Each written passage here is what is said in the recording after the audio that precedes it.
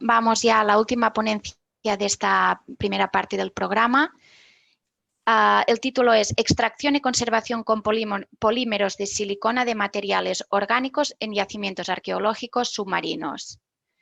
Presentará Luis Carlos Zambrano Valdivia, licenciado en Bellas Artes, especialidad de Conservación, Restauración y doctor en Ciencias. Formado en el Centro Nacional de Investigaciones Arqueológicas Submarinas de Cartagena, con estancias de especialización en centros de referencia en el extranjero, investigador y docente en materia de conservación, restauración del patrimonio arqueológico sumergido y, desde 2010, conservador restauración en el Museo de Cádiz. Paso la palabra a Luis Carlos Zambrano. Muchas gracias. Hola, buenos días, Ana, buenos días y gracias a todos los invitados, al equipo de organización por el esfuerzo tan grande que supone este tipo de eventos.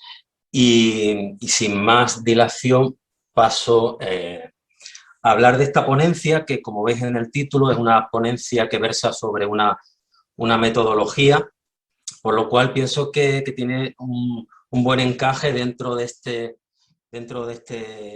congreso, porque como cualquier metodología se sustenta en una parte de arte o procedimental y una parte de ciencia o de conocimiento probado.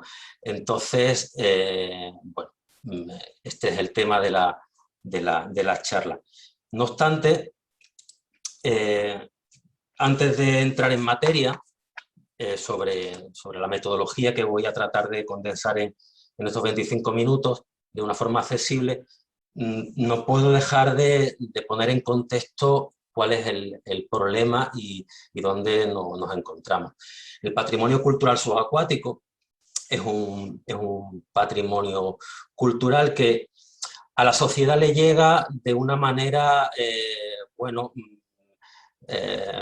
con un ruido mediático inevitable por la parte de la fascinación y el componente de aventura. Sin embargo, desde el punto de vista de la investigación histórica, hay que recalcar el enorme valor documental. Yo siempre insisto en que hay dos aspectos fundamentales de este patrimonio que lo definen como ningún otro, que son el gran valor documental unido a la gran fragilidad que comporta, casi a la misma escala o nivel.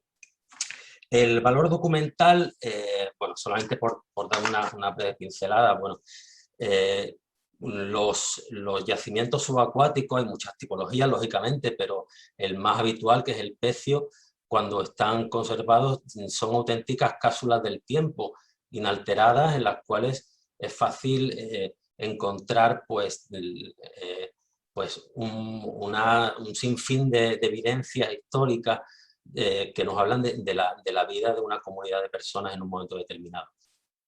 Pero no voy a hablar de ello, voy a hablar de la fragilidad de este patrimonio. La fragilidad de este patrimonio viene dada precisamente por las condiciones, las interacciones del medio subacuático. El medio subacuático es un medio, es obvio que lo diga, pero bueno, completamente diferente al medio aéreo, pero simplemente para dar un dato es 1000 veces más denso que el medio aéreo en el que nos encontramos. Todos los materiales sumergidos, mantenidos durante un tiempo en este medio, experimentan unas interacciones completamente distintas a las que estamos habituados en tierra.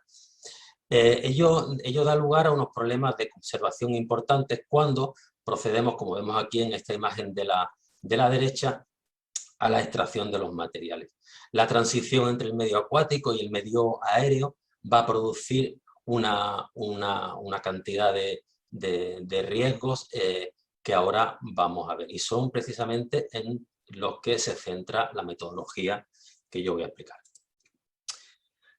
Vale como ejemplo este detalle de una pieza de hierro extraída y sin tratamiento, como la vemos en las tres fases, como este tipo de alteraciones que se producen cuando no se aplican los tratamientos adecuados, se producen de forma rápida, espontánea y y brutal y dramática, como vemos en las imágenes, ¿no? Está aparente buen estado del objeto, al cabo de unas horas de estar en contacto con el aire, empieza a experimentar una reacción exotérmica que da lugar a que reviente y se pierda. Introduzco la frase de Philip Ward, tan elocuente sobre qué ocurre con los materiales, y que pone el foco sobre nuestra propia responsabilidad en el caso de la conservación. Y nos vamos acercando un poco al meollo del asunto que trato de explicar aquí. Aquí los problemas de conservación que sufren los materiales cuando salen del agua no son por culpa de los materiales, son por culpa de nuestra negligencia o nuestra incompetencia, como queráis llamarle. Bien, se ejemplifica claramente en este gráfico clásico, donde se ve la evolución de la vida de un objeto desde la fase de uso, con una curva de ligero deterioro, un acceso exponencial del deterioro en la fase de abandono, que si se producen las condiciones adecuadas llega a una fase de equilibrio, y llegamos finalmente a la fase crítica, que es la que nos interesa, que es la excavación. La excavación es una competencia, una decisión que nosotros tomamos de excavar y extraer los objetos cuando se decide así, y es aquí donde se producen en un cortísimo espacio de tiempo una serie de alteraciones que, si no somos capaces de atajar, pues veremos que llevan al traste y a la ruina pues muchísimos objetos, como suele ocurrir. El tratamiento, la metodología que yo propongo conlleva los primeros tratamientos en la fase de excavación con vistas a un tratamiento futuro. Entonces hay que verlo de manera integrada, una metodología integral que facilita, y siempre debería ser así, evidentemente, el trabajo para las intervenciones de conservación futura. Ya para entrar un poco más en materia, puesto que mi ponencia y mi investigación está centrada en el tratamiento y la extracción de materiales orgánicos, traigo aquí a colación esta imagen de la que se considera la primera excavación subacuática llevada a cabo completa en 1960 por George Bass principalmente.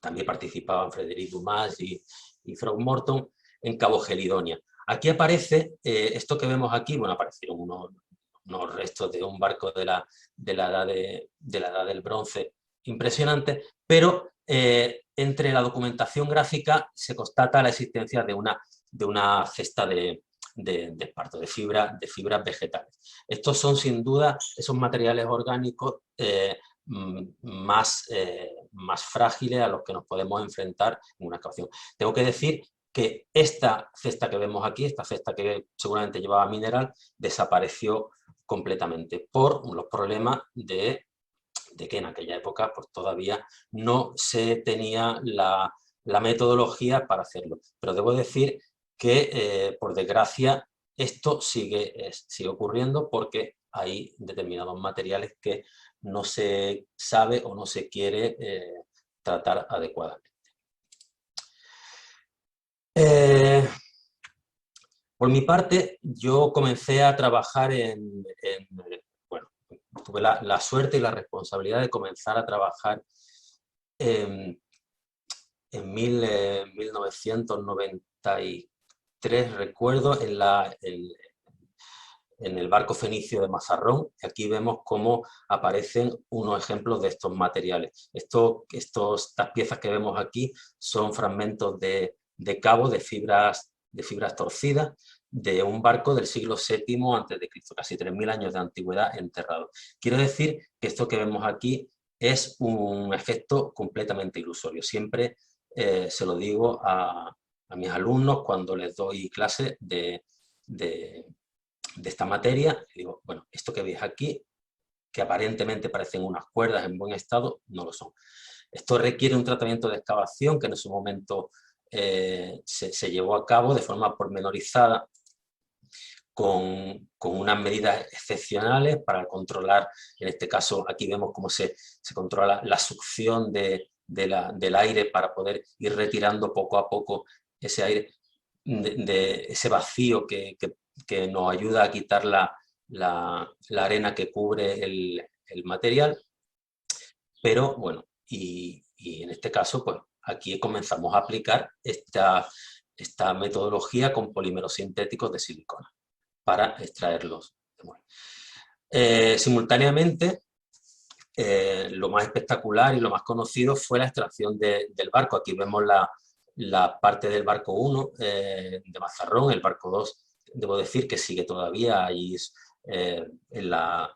sumergido en la playa de la isla, a falta de una decisión al respecto de qué medidas se realicen. Pero bueno, aquí vemos un plano de la parte de la embarcación, la quilla y parte del casco, con las tracas y las cuadernas como digo, de un barco del siglo VII a.C., que es un auténtico castillo de naipes. Esto no tiene ninguna consistencia, con lo cual los trabajos de moldeo subacuático que fueron aplicados para la extracción como una especie de exoesqueleto de estas fibras, acabaron siendo aplicados para la extracción en bloque del conjunto de las maderas, porque bueno, es una cuestión de dimensiones. Esto es muy grande, pero era exactamente igual de inmanipulable, por lo cual el método se vio que era adecuado para este fin. Aquí aparecen en una secuencia las imágenes del proceso de la excavación, el moldeo subacuático. Hay que decir que fue y sigue siendo un hito a nivel metodológico, a nivel mundial, porque no se ha extraído en bloque ninguna estructura de madera de esta época con esta metodología. Generalmente se recurre al desmembramiento con los evidentes problemas de conservación que esto tiene. Bueno, se utilizó una cama rígida para elevarlo todo junto, todo el bloque. Aquí vemos cómo está ya bueno, es decir, que se hicieron dos partes por cuestiones de practicidad. Y aquí se están conservando, y después finalmente se sometió a un tratamiento de conservación en el Arcua, en el Museo de Cartagena, por parte de Juan Luis Sierra, el químico responsable del tratamiento de conservación, y actualmente puede verse allí. Bueno, esta técnica no la inventamos. El uso de polímeros sintéticos para el moldeo no la inventamos nosotros, evidentemente. En el año 1982 se tienen lugar las primeras experiencias en este sentido por dos conservadores de Park Canada, Murdoch y Daly, en los restos de un ballenero vasco, en la bahía de Red Bay. Y aquí vemos imágenes. En este caso ellos no utilizaron silicona, utilizaron unos polímeros de caucho, pero bueno, la metodología un tanto rudimentaria, pero bueno, he de decir que esto es realmente el origen de todo. Años más tarde, el Centro Nacional, en Escombreras, de manos de Carmen Pérez de Andrés, recientemente fallecida, se llevaron a cabo ensayos de moldeo subacuático, y esta técnica con altibajos no ha terminado tampoco ni de abandonarse ni de ser completamente implementada dentro de lo que es la excavación subacuática. Y vemos aquí como en 2013 el proyecto SAPMA, liderado por Bárbara Davide y David Gregory, pues en el yacimiento de Baia, en Nápoles, bueno, están haciendo experimentos en este caso con otros polímeros sintéticos que no son silicona. Simplemente a título ilustrativo. Bueno, es importante entender qué es lo que ocurre con la cuerda, con las fibras sintéticas, los materiales linificados, me da igual si son fibras o maderas, para que se conviertan en lo que tenemos cuando accedemos a una excavación subacuática, que es lo que vemos aquí. Bueno, a nivel teórico, y sin entrar en muchas profundidades, lo que hay es una disolución de la celulosa en la pared primaria de la estructura vegetal, de las células vegetales. Esto conlleva pues una disminución de la resistencia del objeto. pero a nivel óptico nosotros no somos capaces de percibir esa disolución de la celulosa, y de hecho nosotros observamos cómo estas estructuras tienen la apariencia de consistencia y de buen aspecto que muchas veces lleva precisamente por este desconocimiento a la destrucción de este tipo de objetos. Esto a nivel teórico, pero a nivel práctico yo tengo que explicar a mis alumnos, porque al fin y al cabo una metodología no sirve de nada si no se consigue transmitir y se entiende para que sea utilizada, cuál es la consistencia de estos materiales. Entonces siempre comienzo haciendo, permitidme la broma, pero esto lo hago en serio, el reto de la galleta.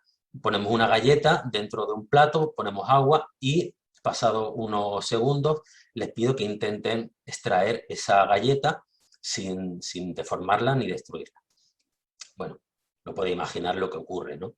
Eso es completamente imposible. Bueno, esa consistencia es la que tienen las cuerdas. Y esto se consigue precisamente con esta solución que nosotros utilizamos, que es el moldeo subacuático para fin de extracción. Aquí vemos cómo la galleta en cuestión ha sido extraída con el molde de silicona y posteriormente pues, puede ser incluso tratada y consolidada para que sea retirada. Bien, uno de los problemas que me enfrenté con esta investigación fue los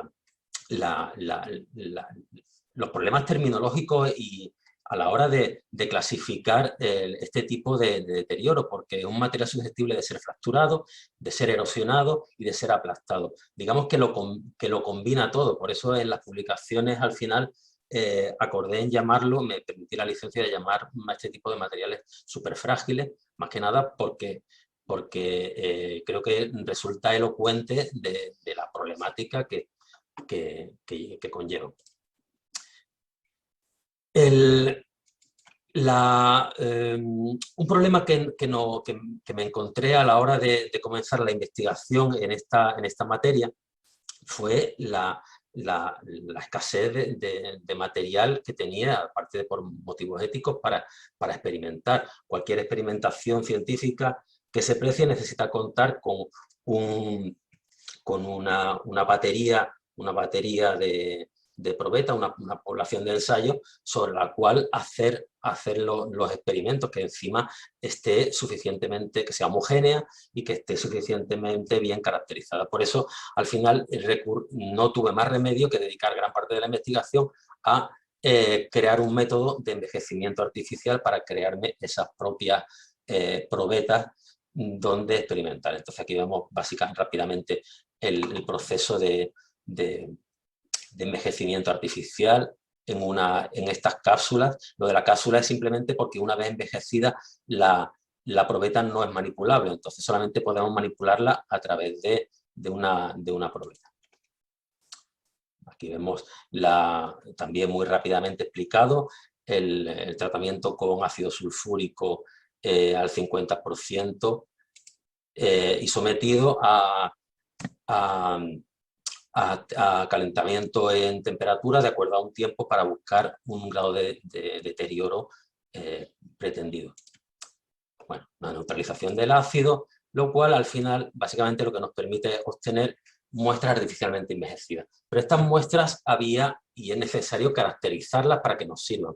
¿Qué método de caracterización usamos? Bueno, utilizamos un método clásico pero adaptado a las circunstancias, que es el de la humedad máxima, que nos permite conocer, inferir el deterioro a partir del contenido de humedad pesando el peso, o sea, comprobando con esta fórmula el peso húmedo frente al peso seco de la muestra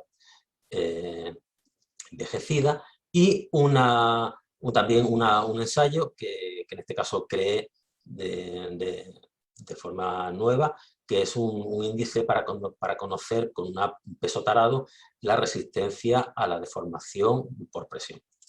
Bueno, también a partir de esto pues establecemos 3 niveles de deterioro con sus correspondientes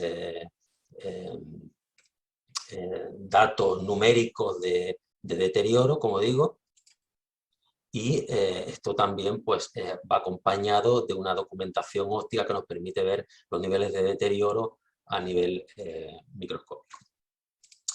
Bueno, volviendo al yacimiento y para entender cuál es la problemática a la que nos enfrentamos, aquí tenemos restos de una esterilla del mismo barco, son haces de fibras entrelazadas y unidas por una cuerda, y vuelvo a insistir en que lo que vemos aquí es una ilusión óptica. Cualquiera pensaría que esto puede cogerse directamente con las manos e introducirle en una caja, como mucho. Bueno, quiero decir que esto se excava en días especialmente calmos de agua, con mucho cuidado, y no puede tocarse con las manos porque se deshace completamente.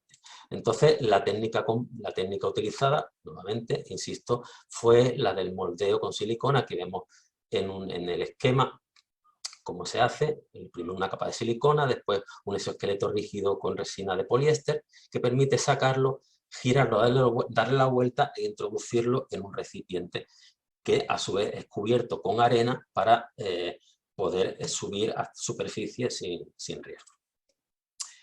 Bueno, ahora esa es la parte procedimental, pero todo procedimiento, todo arte se basa en un conocimiento científico. Había que demostrar que este método no afectaba realmente a la conservación de los materiales.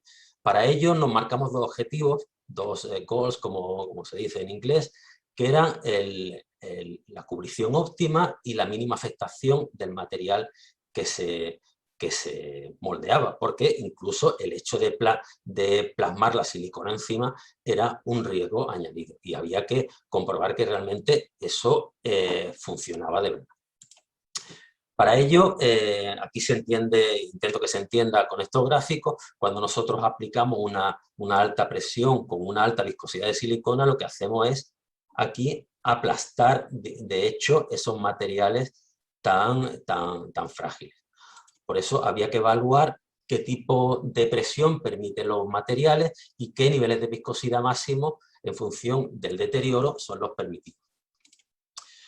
Para ello se experimentó con una silicona comercial, la de Dow Corning, la Silastic 3481, con sus correspondientes aditivos que nos permiten mejorar la tixotropicidad y la viscosidad.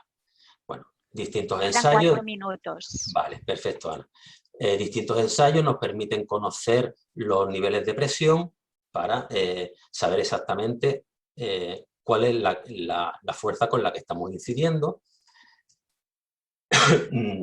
Como resultado, obtenemos un índice de la eficacia de la cubrición para verificar que efectivamente el otro objetivo que nos marcamos se cumple, y una vez realizado y a partir de unas probetas de materiales rígidos, podemos evaluar la deformación, en este caso con un rugosímetro sin contacto, que nos demuestra cómo, en este caso, en el último, la máxima eficacia se produce cuando se utilizan las menores presiones y las menores viscosidades. El siguiente objetivo, una vez completado el reto de la extracción, era darle solidez y rigidez a ese material, ¿vale? Esto como cualquier otro material orgánico. Este objetivo precisa solventar dos objetivos parciales, que son extraer el contenido de agua evitando las contracciones y rellenar los espacios con una sustancia consolidante. Y aquí es donde viene la segunda parte de los polímeros sintéticos, porque los polímeros sintéticos de silicona no solamente son elastómeros, también son sustancias consolidantes. En este caso utilizamos una técnica introducida a partir de la investigación anatómica por el profesor Von Hagen, que al final se dedicó al tema del espectáculo con la famosa exposición Bodywork, pero que hemos de saber que es una técnica implantada en la anatomía forense para la conservación de materiales cadavéricos, y que en nuestro caso, bueno, y trasladada a la arqueología por el profesor Wayne Smith, que comenzó a trabajar con los materiales de Label, empezó en Estados Unidos, y introducida en España por el profesor Rafael Latorre. Nosotros comenzamos a trabajar en 2005 con esta técnica, fuimos pioneros en el Centro de Arqueología Subacuática del Instituto Andaluz del Patrimonio, cuando el profesor Rodríguez de Castro, catedrático de Anatomía Forense, se puso en contacto con nosotros para comenzar a implementar un proyecto de esta técnica sobre materiales orgánicos. Bueno, posteriormente la técnica fue empleada con éxito en un laboratorio que se creó a tal efecto sobre materiales orgánicos de distinta naturaleza. Aquí vemos cuero, fibra, madera. Esto es un rollete de ancla, sobre todo materiales de un yacimiento que se estaba investigando en aquella época asociado a la batalla de Trafalgar. Bueno, la experimentación de esta parte también se llevó a cabo en condiciones de laboratorio para verificar que no había deformaciones, las desviaciones morfológicas que suelen ocurrir en estos casos eran controlables y los resultados eran óptimos. Para eso se utilizaron tratamientos gráficos de la imagen. Y, por otra parte, las desviaciones cromáticas también fueron evaluadas para ver que la muestra tratada son aspectos secundarios, pero no menores, eran óptimos. Las desviaciones texturales que suelen ocurrir con este tipo de tratamientos tampoco eran malas, y la inercia higroscópica, pues efectivamente, era óptima. Y finalmente quiero decir que toda esta investigación, ya termino, Ana, ahora mismo estamos en la fase de divulgarla y de transmitirla a los alumnos a través del máster de Arqueología Náutica de la Universidad de Cádiz, en el Campus de Excelencia Internacional del Mar, donde ya se ha realizado un curso práctico de recuperación y tratamiento de estos materiales con alumnos. Por otra parte, se han realizado también cursos de plastinación para conocer las particularidades de la técnica de la consolidación con siliconas, y bueno, pues en este caso hay también alumnos que están ya realizando TFM sobre estas materias, con lo cual nos podemos sentir pues, relativamente satisfechos de que vamos por buen camino. Bueno, simplemente pues ya cerrar con una demostración de un ejemplo de moldeo subacuático, una cesta como la que apareció en Cabo Gelidonia en 1960, extraída con la metodología que os explicaba. Bien, pues muchas gracias y con esto acabo. Muchas gracias, Luis. Tenemos una presentación fantástica, muy clara y realmente impresionante. Tenemos un par de preguntas. La primera es, ¿esta silicona se hace la mezcla antes de sumergirse o en el propio agua a pie de excavación? Bien, tenemos dos opciones. Realmente hay una opción, no da tiempo a explicar con detalle todo lo que comporta esta metodología. Hay siliconas que se pueden mezclar debajo del agua y de hecho las utilizamos, son las siliconas tipo amasables que están en el mercado y tienen utilidad cuando son materiales, soportes o sustratos rígidos que nos permiten presionar, porque son siliconas tremendamente densas. Entonces, evidentemente, por lo que he explicado, estas siliconas no podemos utilizarlas con materiales súper frágiles. Por eso los que utilizamos se deben mezclar en superficie. Sabemos los tiempos con los que contamos y se bajan ya mezcladas in situ. Perfecto. Hay otra pregunta que dice, para la extracción de objetos subacuáticos, ¿han probado a hacerlo con espumas poliméricas poliéster polioles green bio? ¿Se podría encapsular el objeto a extraer para que el cambio de medio no sea drástico? ¿Se conseguiría una protección ligera que facilitaría la manipulación y el traslado del objeto? Ya en el exterior estaría protegido de la luz y el aire hasta el momento de manipularlo en el laboratorio bajo la atmósfera de conservación adecuada. Bueno, a ver, son una pregunta bastante compleja. ¿Me puedes repetir el material que decías? Poliéster polioles green y abajo me pone como un asterisco y dice, son espumas inyectables aislantes que se utilizan en construcción. Son a base de ácidos y o glicoles obtenidos de fuentes renovables. Podría Vale. ser una solución ecológica y no muy costosa. Vale, bueno, y quiero decir que realmente el objetivo que plantea en la pregunta es lo que conseguimos con la técnica. El utilizar otros materiales, evidentemente no estamos cerrados a no utilizar otros materiales. Evidentemente no vamos a empezar ahora con... hemos desarrollado una metodología con la silicona que no son bueno, que funcionan, quiero decir. Sí. Pero debo decir que no conozco con detalle el material del que habla, pero si me dice que son espumas, ya empiezo a pensar mal, porque debajo del agua tenemos el problema de la flotabilidad. Entonces no podemos utilizar nada que flote. Evidentemente, quiero decir, llevamos mucho tiempo trabajando en esto, por lo que la silicona es un material extraordinariamente versátil, que nos permite, como él decía, encapsular, sí, evidentemente la idea es encapsular, no es incompatible con el tratamiento que aplicamos a posteriori, por eso insisto siempre que el tratamiento es una cadena, lo que hagamos in situ no puede interferir con lo que queramos hacer después. Pero evidentemente es un campo yo animo a cualquier persona que arranque a trabajar, porque estamos faltos de metodologías. Y otra pregunta es sobre la reversibilidad. Si estas siliconas son totalmente reversibles o si habéis visto si cuesta sacar restos que quedan en superficie. Bueno, debo decir que me resulta curioso que a estas alturas todavía sigamos hablando de reversibilidad como un obstáculo. O sea, evidentemente la reversibilidad como tal no existe. En este caso, menos. ¿Son retratables?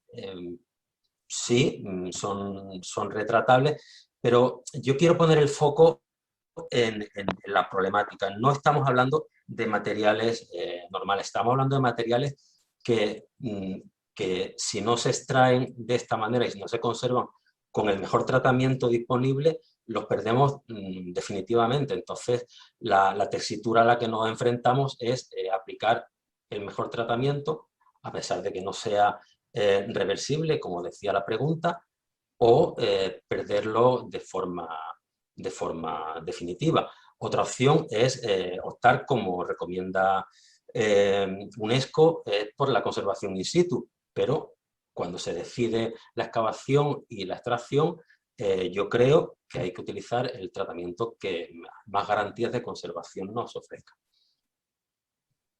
Perfecto. Yo creo que ya vamos justos de tiempo, lo dejamos aquí. Cualquier pregunta te la haremos llegar directamente. De nuevo, muchísimas gracias por esta presentación fantástica.